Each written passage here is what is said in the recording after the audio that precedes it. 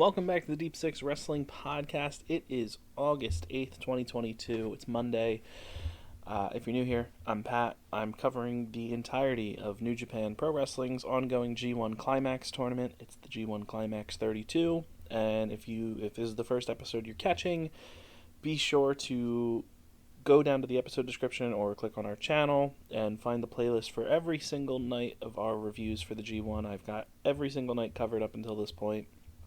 This episode is going to be covering nights 11 and 12 together, and then later there will be a review for night 13. I am caught up on the tournament. It is Monday when I'm recording this, but the review for 13 probably won't be out till Tuesday, which is when the next night of G1 action is. So a bit of a delayed release, but I am caught up and I'm trying to get these episodes out. It is a lot to have to sit down to record these, but regardless, they are coming. So if you have been listening and supporting, I thank you very much. I appreciate it. Be sure to subscribe wherever you're listening to, whether you're listening on a streaming service for the podcast or if you're on our YouTube channel. Feel free to subscribe. It helps us out. It helps us continue to grow. We've gotten a number of new subscribers on YouTube, so shout out to everybody who has, and hopefully we can continue to get some more moving forward. So thank you to everyone who's listening to the podcast with our increased output lately. Thanks to Rob covering SmackDown, Ryan covering NXT UK, myself covering AEW regularly, and Ryan and Angelo also covering Impact together every week. So plenty of stuff for you to listen to on our YouTube channel, with Ryan's NXT UK reviews being exclusive to our YouTube channel. So if you're just listening on the podcast feed and you want some coverage for NXT UK, head over to our YouTube channel, subscribe, and you can find it there. Also, be sure to follow us over on Twitter at Deep Six Wrestling. The link to our Twitter is down in the episode description or the comments or both. Or you can just go to Twitter and search Deep Six Wrestling, and you'll find the Deep Six Wrestling podcast on Twitter, and that is where we are. We'll post when episodes are coming out, and also post random thoughts on wrestling and polls and stuff. So if you want to stay in the loop, you can follow us there and stay connected with us. Since we're going over 2 nights of G1 action, we're just going to dive right in here. It's only been 2.5 minutes of me talking, but we're going to dive on in so this doesn't take the entire day for everybody. So with that being said, we're going to start off with night 11 of the G1 CLIMAX, and as per normal, going down the undercard results, we have Tama Tonga and Jado defeating Fujita and David Finlay. Royce Isaacs and Tom Lawler were defeated by the Great Okan and Will Ospreay. Shingo, Sanada, and Bushi defeated Taka Michinoku, Zack Sabre Jr., and Lance Archer. The team of Okada, Goto, Ishii, Yano, and YOSHI-HASHI defeated Jay White, Kenta, Bad Luck Fale, El Phantasmo, and Gato.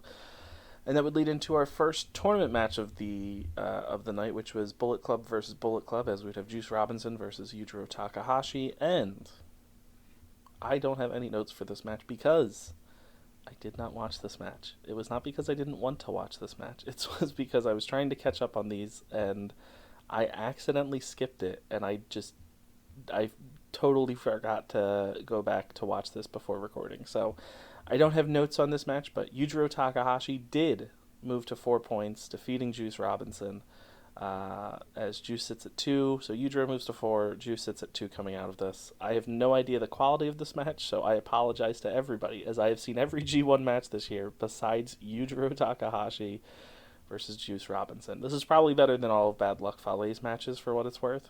So I should have traded. I should have just skipped a Fale match instead of this. But again, I wasn't planning on skipping this. It was genuinely an accident. That would send us into Chase Owens versus Taichi. So right out of the gate here, Taichi sets up for a sumo wrestling battle between him and Chase Owens, and Chase teases engaging in it, but then he lays into Taichi with clubs and boots to try and get the upper hand, tossing Taichi out to the floor and into the barricades at ringside. After beating Taichi up all over ringside, Owens tries to choke him out in the ring, but we have a backbreak from Chase Owens, followed up by a Northern Lights suplex for a 2 count on Taichi. Chase begins selling his leg after an awkward landing, before nailing a gutbuster onto Taichi, as he then asks Miho Abe for a kiss on the cheek repeatedly, and she denies, and Owens just lays into him with knees, following up with a hard C-trigger, continually just asking Miho for a kiss. And he has this match won after the C-trigger, goes for the pin, but lifts Taichi at 2.9, keeping eye contact with Miho as he goes over, as he goes for a second C trigger, but Taichi sidesteps and then nails a Kamigiri in the corner to take down Chase, finally getting a reprieve here in this match. Big axe bomber lands from Taichi as he then hits a backdrop suplex and scores a 2 count, firing back up. The pants comes off and he looks for a leg lariat, but Chase just kills him with a super kick. The knee misses from Chase Owens as both look for roll-ups, but both get out. Chase hits the knee, but Taichi kicks out. Chase then calls for a sumo battle again, but it's bait as he nails the C-trigger for a second time, and then looks for the package pile driver, but Taichi counters with Black Mephisto. Chase gets out of it, though. We have a hard forearm that lands for Taichi, and he successfully gets the Black Mephisto as Taichi wins, moving to 4 points, while Chase Owens sits at 2 coming out of this, and I believe this would eliminate Chase Owens. It was either this match, I think it was this match, him losing, and then later we would have the Jay White match, not on this show, but on night 12, that would technically eliminate him, but, because he didn't beat Taichi, he was on the verge. I thought this match was alright. Towards the end it got pretty good with the counters that they had and Taichi's comeback, but Chase just dominating Taichi in the whole first half of this felt weird, as did him repeatedly demanding kisses from Miho Abe. Taichi won, and the finish was solid, but it definitely wasn't the best it could be. It wasn't a terrible match by any means, but it just didn't really connect with me at all, aside from Tom Lawler and Kevin Kelly attempting to cast Miho Abe in different movies and talking about Sister Act on commentary. Because I forgot to mention, but tonight's commentary for the tournament matches were Kevin Kelly and Tom Lawler as we continue the rotating cast of English commentary. But, so fine match, not terrible, far from either guy's best match in the tournament. And the stuff with Miho and Chase was kind of weird. So not something I would actively recommend going to watch. Then we would go to Tetsuya Naito versus Aaron Henare. We'd have a body blow from Aaron Henare and an arm drag from Naito, which was right out of the gate. The Henare would miss with his step-up kick in the corner, and Naito would take him down with a Hurricane Rana, nailing the Tranquilo pose to taunt Henare, and then rolling to the floor, sending Henare into the barricades, and then Aaron would do the same. And yeah, this was just a really hot start here coming out for both guys, which I was a fan of. Sometimes Naito matches can have slow starts, but I thought these two went right at it. Henare takes control at ringside, and Naito eventually comes back with a leg lariat, sending Henare into the corner, as Naito then fails to land the combination Cabron, but does land a basement dropkick. A neckbreaker connects for Naito, which scores a 2 count, as Naito then locks in the cravat on the neck, trying to wear down Henare for an eventual Destino. He misses with his own step-up kick as Henare just curb stomps Naito. Aaron Henare then misses with a big roundhouse kick, which allows Naito to hit a rope-assisted Tornado DDT. Naito nails the Super Rana off the top, sending Henare flying across the ring. And as Naito goes for Destino, Henare counters with a Berserker Bomb for a genuinely great counter as both men go down. I was a big fan of this. A huge slap across the face lands from Naito as Henare answers with a back roundhouse kick, landing square across Naito's face. Hanare's striking game is genuinely really, really good. And I think this tournament has showcased that to a great degree. Henare goes up top and lands a senton for 2 before looking for the Ultima. Naito gets out and takes Henare down with a big rolling kick and then gets locked in the Ultima. The Streets of Rage gets looked for, but Naito tries to roll him up as Henare refuses to let the Ultima loose, maintaining it locked in as they then fall to the mat, but Naito eventually gets his foot on the rope. Naito gets back to his feet and the Streets of Rage gets attempted again, but Naito gets out only to eat a blow to his stomach. Henare looks for the Streets of Rage for a 3rd time, but Naito counters with a version of Destino, another really good counter here, but only scores a 2. The running Destino lands, and Tetsuya Naito wins. So Naito moves to 4 points, and Aaron Henare would sit at 2 coming out of this. I honestly thought this was pretty incredible. I feel like I haven't mentioned him alongside some of the other standouts in the tournament, like Finley, Shingo, YOSHI-HASHI, Jay White, etc. But Aaron Henare has honestly really impressed me this tournament. As somebody who's always kind of been a mixed bag on him, even from when he was Toa Henare, I think he's had some really, really solid matches here. His matches with Goto and Zack were really good, and I enjoyed them thoroughly and praised them on here. But I think this bout against Naito is probably my favorite of Aaron Henare's tournament so far. I thought their chemistry was just off the charts, and I thought they worked a very, very strong match against each other. So coming out of this tournament, I'm hoping to see Henare get an improved spotlight over the next year or so in New Japan, because at least in my opinion, I feel like he's become quietly a very well-rounded, unique wrestler among New Japan's roster. And as far as Naito, he's always great, and he sold his ass off for Henare's striking game, so he definitely deserves a round of applause, because I thought these two put on a really strong match together, so I would definitely recommend checking this one out. It does earn my seal of approval for whatever that's worth. Definitely a very strong match from these two. After this, we would go into our next match, which was A-block action for JONAH versus Jeff Cobb in a very big hoss fight here. We had a pair of lockups to start before transitioning into just slamming into each other's bodies from these two. Eventually, both go down and fall to the floor. We had some action at ringside with JONAH flying off the apron with a flying shoulder tackle, which took down Cobb into the barricade, as JONAH then opens the barricade gate and slams it against Cobb's midsection. Eventually, back in the ring, JONAH just drops his weight, standing on Cobb while against the ropes for assistance. Jeff eventually lands a big body splash against the ropes, but so does JONAH. Jeff finally lands a clothesline to take down the top dog, though Cobb's momentum sends him flying out of the ring as both go down again. That was a pretty good spot, I will say. Back up, both men come off the ropes looking for crossbodies, and they collide in the center of the ring. Just, a story of these two both just being kind of unstoppable beasts here, and a series of stalemates. Cobb lands a duo of shoulder tackles to take down JONAH and lifts him via the leg and suplexes him for just an insane feat of strength here, and gets a 2 count. This looked crazy and got a very loud reaction from the crowd. Cobb calls for the tour of the islands, but JONAH hangs onto the ropes before eating a big standing drop kick from Jeff. JONAH gets sent into the ropes and comes off with just insane speed for a huge spear here for his own 2 count. JONAH gets a huge near fall after some stuff happens on the middle rope. A big super kick lands from JONAH, followed up with a clothesline for a 2 that gets the crowd to gasp. Cobb gets lifted up as JONAH looks for a superplex off the top, but Cobb fights out as JONAH headbutts the groin. A huge superplex, I can't speak, as JONAH takes Cobb off the top and then climbs back up for the torpedo, and JONAH wins. JONAH moves to 4 points, and Jeff Cobb sits at 4. At this point in the tournament, I have seen the Okada versus JONAH match, but at this point, this was JONAH's strongest match in the tournament by far. As I noted here, for me, this was unquestionably JONAH's best match of the G1 so far, and JONAH joins the ranks of Okada and Tetsuya and Naito, apparently, as the only men with wins over Jeff Cobb in New Japan over the past year or so. So, pretty big, noteworthy claim for him. And I thought this was just an awesome hoss fight with some crazy feats of strength for both men all around. Very engaging, and hopefully JONAH can follow up in his next match as he faces Kazuchika Okada, is how I ended my note, and spoiler alert for when we get to Night 13, but he did. I think my favorite part about the JONAH matches in the G1 have been the crowd reactions for when he goes up top for the torpedo. Honestly, very good stuff from the crowd. And that would send us into our main event here for C-block action with Hiroshi Tanahashi versus Evil. And as is tradition, Evil would send Tanahashi into the Timekeeper's area right off the bat, with Dick Togo taking off one of the turnbuckle pads.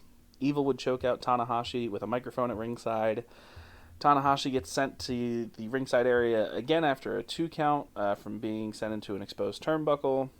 Evil eventually just spam pins Tanahashi, but he just keeps kicking out because the match just started. Tanahashi comes back eventually with some forearms as Evil rakes the eyes. Tana returns the favor and baseball slides into Dick Togo at ringside before flying off the ropes to land a forearm on Evil.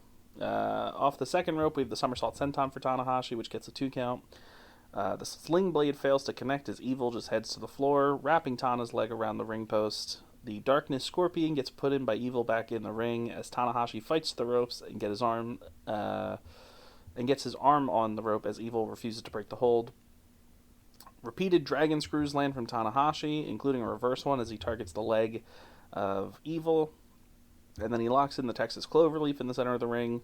And as Evil is locked in, and it appears that he's going to tap out, the ring bell sounds, and Tanahashi's music plays briefly, though Red Shoes calls it off and says there was no tap out. Dick Togo was the one who rang the bell, and Red Shoes has security escort him out, but as this is happening, Evil gets a chair and pegs Tanahashi in the face while Red Shoes is out of the ring. Red Shoes eventually gets back in, and both get up. A lariat lands from Evil, but Tanahashi doesn't go down. A second one connects, and Tanahashi goes down, but gets out at 2. 3 sling blades land from Tanahashi, but Evil kicks out. Tanahashi goes up top and comes down with the high fly flow. Looks like the match is won, but Sho comes out and pulls Red Shoes out to prevent the pin as he gets in the ring and lays in the boots to Tanahashi. Togo then comes back out with another referee, and Tanahashi kicks out after being beaten down by Sho and Evil. The ref then gets taken out again, and the Magic Killer gets attempted, but the referee corps comes out to stop it. Tanahashi hits his own Magic Killer, thanks to how the positioning was with Marty Asami. Sho comes in with the wrench, but Tanahashi blocks it. Togo comes in with the Garrett. We have a low blow to Sho and Togo from Tanahashi. Evil then nails a low blow onto Tanahashi, but the referees are all down. Darkness Falls lands, but only a 2 count as Tanahashi kicks out. Everything is Evil gets looked for. Tanahashi rolls him up with the ground cobra, and Hiroshi Tanahashi wins, moving to 6 points as Evil sits at 2. I'm sure some people are going to love this match, but holy fuck, this had some of the most ridiculous and worst House of Torture interference I have ever seen. The fact that this did not get a disqualification is insane to me. Like, I cannot suspend my disbelief. Again, spoilers for Night 13. There is a DQ finish on that show, and comparing what happens in this match to that, the fact that Evil did not get DQ'd is actually insane to me. I cannot stand it at this point, and I'm at the point where I cannot suspend my disbelief with this. With how much happened in this match, Tanahashi should have had this one like 5 or 10 minutes before he did due to DQ. I thought this was just too much, and it further cements my hatred of the House of Torture. Even Sho, who I had been turning around on in the Best of Super Juniors, it was involved here, and I was not a fan. But thankfully, Tanahashi at least won. If this match happened the way it did, and Evil came out on top, genuinely, I think I would put this as a contender for one of the worst matches of the year. So, yeah. In terms of match recommendations from Night 11, I would say go out of your way to watch JONAH versus Jeff Cobb and Tetsuya Naito versus Aaron Henare. Yeah, I feel like that's a pretty fair one. Yeah, those are the only 2 must-watch matches I think I would say from Night 11. And that would send us into Night 12 of the G1 CLIMAX. So, that's up next. Kicking things off for Night 12, as always, again, we're going to do the undercard results. So, we had Sho, Yujiro, Chase Owens, and Evil defeating Oiwa, Finley, Tamatanga, and Tomohiro Ishii. Aaron Henare and Jeff Cobb would defeat Team Filthy, Royce Isaacs, and Tom Lawler. Bad Luck, Fale, Juice Robinson, and Kenta would take down Bushi, Sanada, and Tetsuya Naito. And in the 4th match, Kazuchika Okada and Hiroshi Tanahashi, the Dream Team, would take down Bad Dude Tita and JONAH, which would then send us into our actual G1 matches. Kicking things off, we would have Chris Carlton back with commentary, and he would do Night 12 and Night 13, joining Kevin Kelly as normal. But it was nice to hear Chris again, despite having a bunch of rotating wrestlers filling in for him. But regardless, nice to hear him and Kevin back together.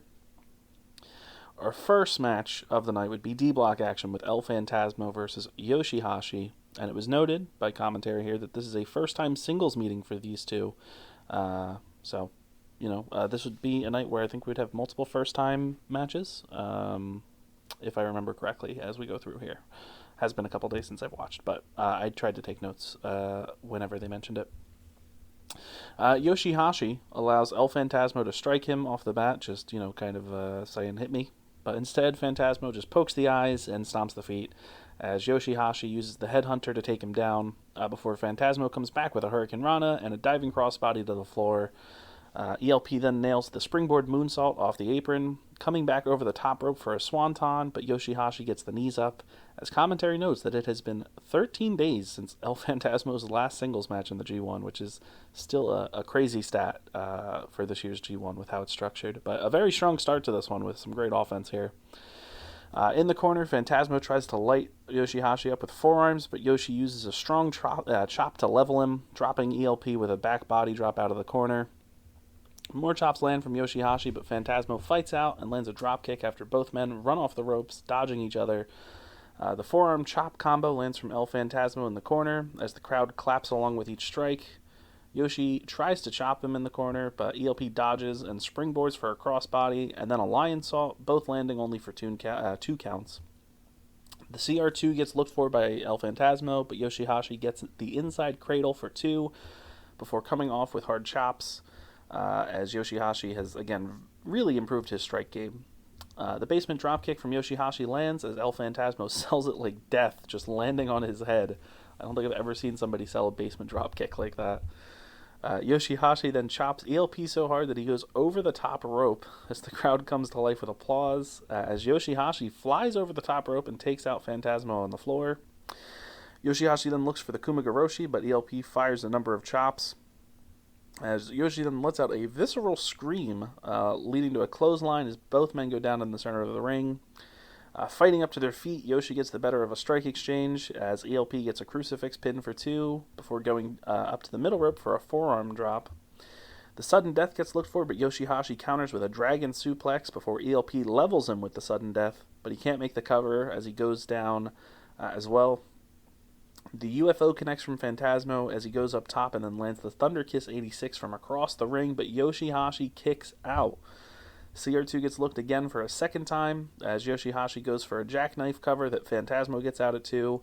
A big super kick from Yoshi lands as he takes down ELP with a big lariat and then the Kumagoroshi, but Phantasmo gets out at 2.9 for a really good near fall.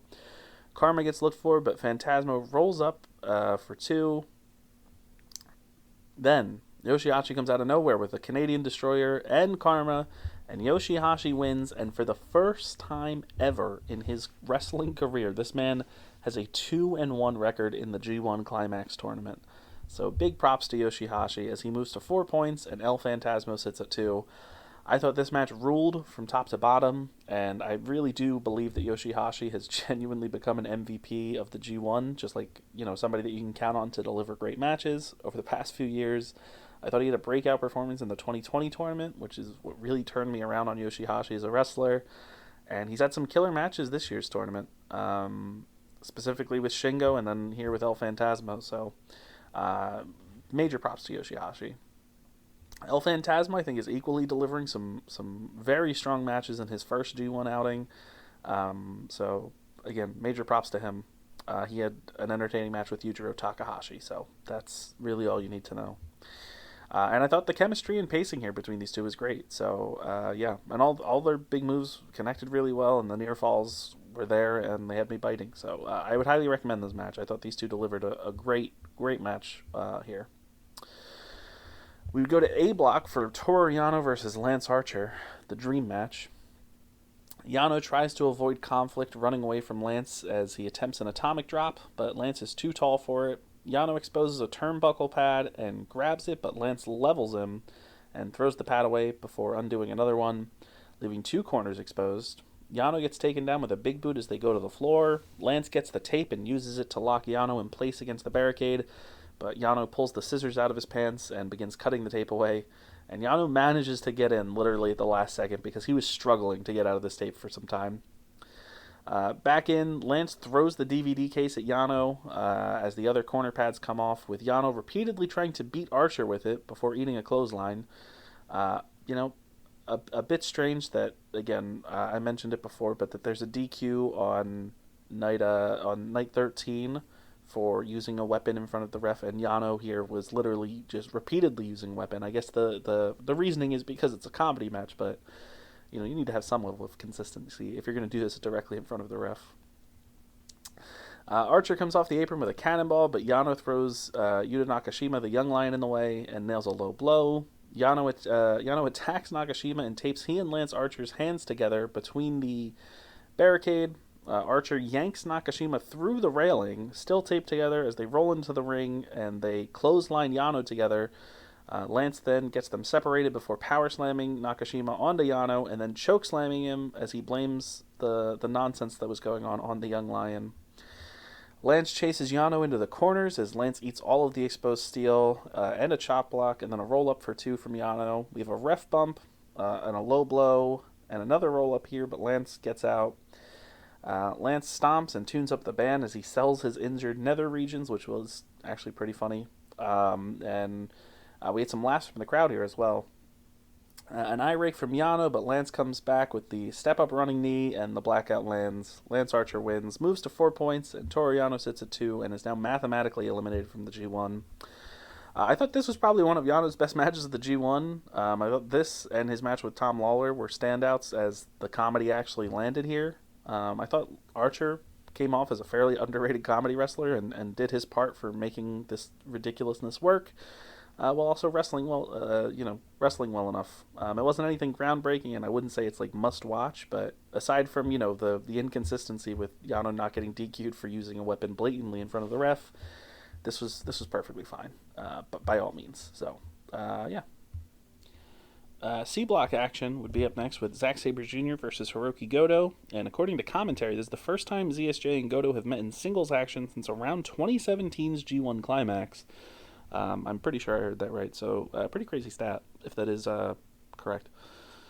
Goto gets control early with a shoulder tackle and a hip toss to take down Zack before going for some very quick pins. The Ushi-Hiroshi gets looked for early, but Zack gets out against the ropes and locks the arm of Goto around the middle rope before taking Hirooki Goto to the floor and just brutalizing the arm against the barricades. Back in the ring, Zack connects with fast, hard uppercuts against the ropes and takes down Goto as he shows off his impressive striking game before going after the arm once again, using wrist locks to just twist it around and then slamming it against the mat. Zack kicks at Goto while he's down, which seems to light a bit of a fire under Hirooki Goto as he gets up and begins coming back with his own strikes, but ZSJ just kicks the arm again. But Goto does, power through this and levels him with a clothesline as both go down. We have a leg lariat and the running bulldog land out of the corner, but only gets a 2 count from Goto as he looks to get Zack up for the Ushi-Hiroshi again, but Zack boots the arm once again to prevent it. Forearms come out from Goto as Zack uses uppercuts before changing to meet Goto's forearms with his own, but Goto gets him down, though ZSJ once again gets a boot into the arm, allowing Zack to lock in the abdominal stretch, and then transitioning it into a snap German suplex, but Goto comes back with the reverse GTR for a really good sequence. A series of kicks come out from Goto, but we get a snapdragon suplex from Zack here. A rare move from the submission master, as was noted on commentary. Goto gets out at 2. The PK gets attempted, but Goto catches the foot, and Zack just unloads with some crazy palm strikes, with Goto cutting him off with a headbutt. This was really good stuff. Ushi-Hiroshi finally lands on the third attempt, but he can't capitalize as both men go down. The GTR gets looked for, but Zack rolls him up. Goto gets out. The PK gets looked for, but Goto evades that. The Lion's End from Goto, and ZSJ kicks out at 1. A cross arm breaker from Zack Sabre Jr. as he locks the legs of Goto, but he manages to get his foot on the rope for the break. Zack gets put up onto the middle rope, and the one-man Shoto connects, but Goto sells the injured arm and can't make the cover. A big kick and the GTW are successful for Goto, but with the hurt arm, it takes too long to cover, allowing Zack the chance to kick out at the very last second. And Goto lifts ZSJ and goes for the GTR, but Zack gets out and locks the arm up and locks in the submission here as Zack Sabre Jr. wins, tapping out Hirooki Goto. And ZSJ moves to 6 points and Goto sits at 4. This was all types of great, which isn't shocking considering the talent on hand, but with the added specialty of this being the first singles match between these two since 2017, it only made it better. Zack's striking game has gotten to a point where it's almost as good as watching his crazy submissions. I think he's just such a well-rounded wrestler. The palm strikes and the kicks were just looking great here, and his suplexes, the Snapdragon, was really good. So, but both men continue to look great performance-wise in this year's G1 Climax, so I thought this was a very strong match from Zack and Goto. And between this and YOSHI-HASHI and El Phantasmo, great wrestling start to the show, and Yano and Lance Archer had a fun comedy match. So 3 for 3 in my opinion here. And that would send us into Jay White versus the Great Khan. And sure enough, I did know that we did have another first-time singles match here with Jay White versus the Great Khan, as this would be their first time wrestling each other. Okan, out of the gate, would look for some ground-based wrestling, and Jay gets out of the ropes just screaming that he doesn't know what that is. And Okan calls him a chicken, which prompts Jay to come back in, and Okan gets to do his mat wrestling for a bit. In the corner, Okan sits on Jay White's head, and he too sweets his ass as he stretches out the arms before going to ringside and slams Jay against the barricade, also sending Goto into the barricade, which then allows White to attack the right leg of Okan, just brutalizing it on the apron. With Okan's leg getting wrapped around the ring post, Okan boots Jay and just sends Jay White flying through the barricade. Like, commentary said it was like 20 feet out. I don't know if it was that far, but Jay went like, he sold this crazy. And the champ eventually comes back and connects with a neck breaker in the ring, and then mocks Okan's entrance mannerisms. And as a way to mock the Mongolian chops, Jay fires off with his own 2 sweet chops before getting taken down with a judo throw from a pissed off Great Khan. They go out to the apron, and White connects with a dragon screw over the middle rope and follows up with a running uppercut and the blade buster for a 2 count. The Great Khan looks for a big clothesline, but Jay counters into the complete shot and gets a German suplex to land as well, pulling the Great Khan up by the braid as he drops him with a huge Uranage. He just spikes him for another 2 count here. Jay gets caught with a big belly-to-belly suplex from Great Khan, finally giving a bit of separation as he comes to his feet first and then looks for the Mongolian chops, but Jay chops him and goes after the leg once again, breaking it over his shoulder and hitting another dragon screw as he locks in the Tanahashi tap out as the Great Khan crawls to the ropes, biting the bottom rope to hold on as Jay has to break it. Jay offers his hand to Great Khan, lifting him back to his feet as they go head-to-head here, and Jay chops him before Okan finally fires off the first Mongolian chop of the match, getting taken to the corner as Jay just destroys his chest with chops. The sleeper suplex gets blocked, and a throat thrust from Okan drops the champ, and then the Mongolian chops come out here from the Great Khan for a big spot. A big boot lands from Great Khan, sleeper suplex from Jay as both go down. The Blade Runner gets attempted, but Okan gets out of it by locking in the claw. The backbreaker sheep killer combination gets locked in. Okan looks for the eliminator, but Jay gets out, and another claw gets put in, and Okan lands just a fist to the face of Jay White, which gets a great reaction from Kevin Kelly on commentary and the crowd. The claw gets locked in again, but Jay transitions into the Blade Runner, and Jay White wins. Jay White moves to 8 points, undefeated in this tournament, and the Great Khan sits at 2. And following this win, Chase Owens, Tomohiro Ishii, and the Great Khan would all be eliminated single-handedly by Jay White right here. So huge implications for B Block. And I thought this was, without a doubt, the Great Khan's best singles match I have seen ever. Just from top to bottom, this was fantastic. Jay White is still undeniably one of the best wrestlers in the world. And I not only does he just look great in every outing, but he makes his opponents look worthy, even in defeat. I thought this was so good, and I thought it showcased a babyface side of Great Khan that really isn't often seen, while also making his offense look quite good, which isn't something that's always the case with the Great Khan. I'm still not really a fan of the Sheep Killer as a submission, but I was able to suspend my disbelief for it here. I thought they did some really great stuff, and I don't think it went too long. It wasn't too short. I think this was like the perfect length, and I was a big fan of this. I thought this was great. And that would send us into our main event, Shingo Takagi versus Will Ospreay.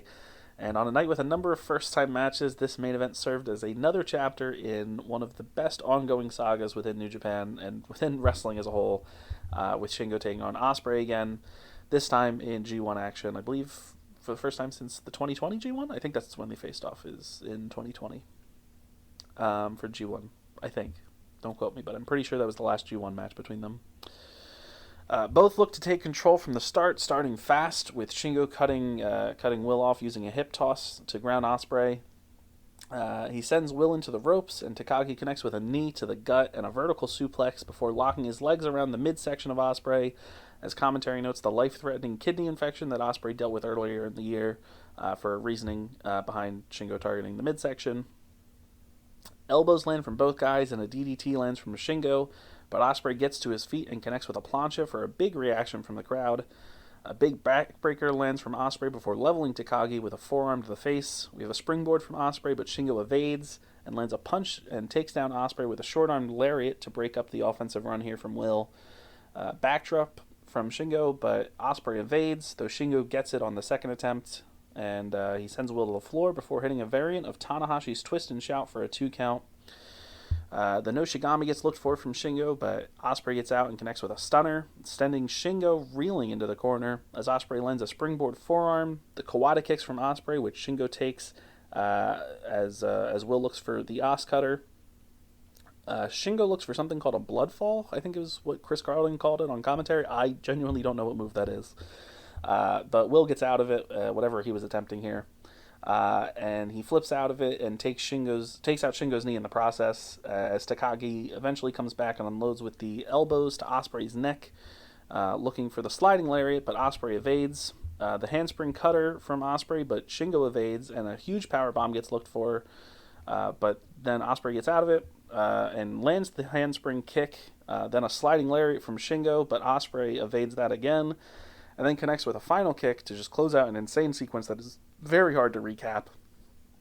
Will gets Shingo up onto the middle rope, but instead of going for the cheeky Nandos, he joins Takagi up top. Shingo nails him with an elbow to take Ospreay down to the apron. But Will springboards up as Shingo looks for an avalanche last of the dragon, attempting to kill this man. But Will gets off and scores a kick up top and lands an avalanche Spanish fly from Ospreay, but Shingo kicks out. Will climbs back up top and connects with a 450 splash for another 2 count. We have a backdrop from Shingo, but Ospreay lands on his feet and then nails a hook kick. The hidden blade gets looked for, but Shingo catches him and hyperextends the arm as we get the 15-minute call. Shingo catches Ospreay off the ropes with a cutter and then lands a pop-up Death Valley driver and a pumping bomber, but Ospreay kicks out. Absolute insanity at this point. Shingo then looks for his own version of Stormbreaker, but it fails as Ospreay lands the Made in England for a near fall. The Os Cutter connects beautifully, but Takagi kicks out at the last moment as Will sets up for the hidden blade, but as he goes to run for it, Shingo just collapses. We had several kicks and a right hand from Ospreay, and Shingo gets a poison Rana on him. And then we had a standing hidden blade from Ospreay as both go down, and Shingo kicks out of this thanks to a delayed pin because Ospreay wasn't able to capitalize right away. Ospreay then looks for a one-armed Stormbreaker but can't get it as the 20-minute call gets called, but he does land a hook kick and then a spinning kick to just level Shingo. Another Os Cutter here gets attempted, but Shingo catches him for the backslide, and then the standing Spanish fly for another 2 count from Ospreay lands, and he sets up for the hidden blade again.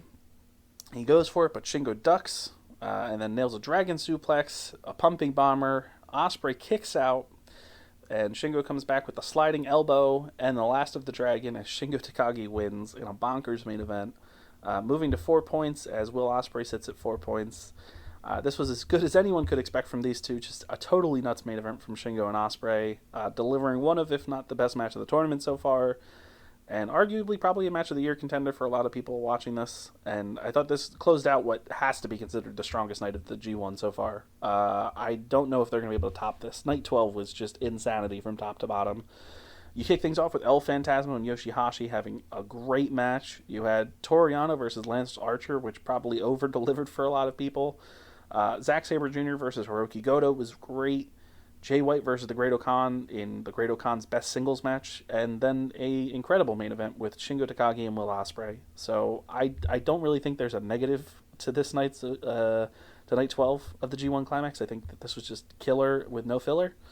And again, just definitely, in my opinion, the strongest night of the G1 in 2022. So honestly, I've been trying to do just, recommend 2 matches only. So if I was going to have to pick 2 matches from this, it's really hard.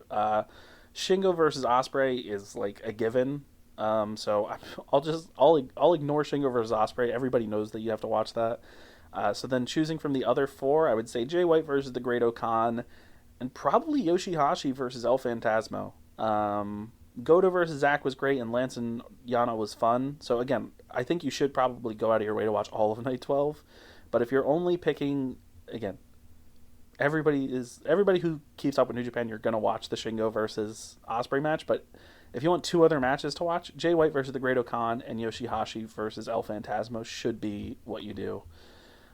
So coming out of night 12 of the tournament, A block is being led by Kazuchika Okada at 6 points, with JONAH, Jeff Cobb, Lance Archer, and Bad Luck Fale at 2, and Tom Lawler and Toru Yano at 2 points. And that would be B block up next, which has Jay White leading with 8 points, followed up by Taichi, Sonata, and Tamatanga at 4. The Great Khan, Chase Owens, and Tomohiro Ishii at 2. All the 3 of those men at 2 have been eliminated mathematically. In C block, the block is still led by Zack Sabre Jr. and Hiroshi Tanahashi at 6, Hirooki Goto and Tetsuya Naito following with 4, and then Aaron Henare, Kenta, and Evil at 2. And last but not least, D block, still being led by David Finlay, with YOSHI-HASHI, Shingo Takagi, Will Ospreay, and Yujiro Takahashi at 2, and El Phantasmo and Juice Robinson at 2 points. And for our predictions, just so we keep them up to date on the podcast, for the Deep Six Wrestling podcast crew that is predicting this tournament, coming out of night 12, a strong night for Sam, Angelo, and Rob, finishing with 2. Ryan and myself would finish with 3, and Joey would finish with 2. So that would leave the scores coming out of night 12 as Rob in the lead with 32 points, Angelo with 31, myself, Pat, at 29, Ryan at 28, Joey at 26, and Sam at 25. So still anybody's game, really, for what it's worth, for our predictions contest for the G1. So we will see how that goes, and we'll talk about it again when we get to night 13, which will be coming out on Tuesday. So if you're listening to this on Monday, which you could be, I mean, this is coming out on Monday night, so, I don't know if you will be, but regardless, this is out on Monday, August 8th. August 9th, which is night 14 of the G1 Climax. Our night 13 review will be out, and maybe Tuesday night or Wednesday morning, our review for night 14 of the G1 Climax will be out. So, again, lots of content, and our podcast feed is filled up over the past couple of weeks with just New Japan coverage, SmackDown coverage, SummerSlam, AEW, Impact, NXT UK. We're just trying to cover as much as we can, but we're trying to keep up the quality. So we appreciate everybody who's supporting us.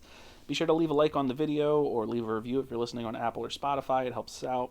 Subscribe to the podcast wherever you're listening to, whether it's YouTube or on any of our streaming services that we're on.